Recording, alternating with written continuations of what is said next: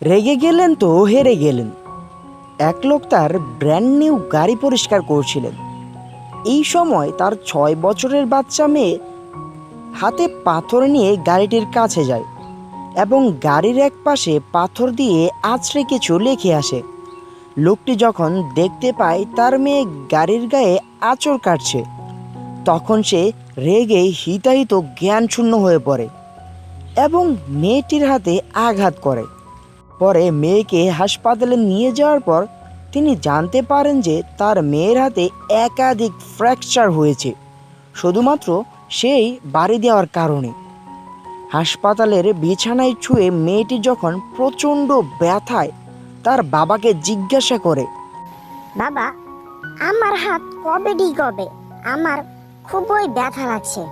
আমি আর এই ব্যথা সইতে পারছি না বাবা। আমাকে তুমি কেন মারলে এভাবে? তখন লোকটি নির্বাক হয়ে পড়ে। সে তার গাড়িটির কাছে ফিরে যায় এবং রাগে গাড়িটিকে অসংখ্যবার লাথি মারে। সে তার মেয়েকে কতটা নিষ্ঠুরভাবে আঘাত করেছে তা ভেবে সে অত্যন্ত কষ্ট পায় এবং গাড়িটির সামনেই মাটিতে বসে পড়ে। এক সময় তার চোখ যায় গাড়িটির যেখানে তার মেয়ে পাথর দিয়ে আঁচড় কেটেছিল সেখানে লেখা ছিল, বাবা, আমি তোমাকে প্রচণ্ড ভালোবাসি। লোকটি তখন এই লেখা দেখে কান্নায় ভেঙে পড়ে। তাই বন্ধুরা, এই গল্প থেকে এটাই বোঝা যায়, ক্রোধ এবং ভালোবাসার কোনো সীমা নেই। রাগের মাথায় কিছু করবেন না কখনো।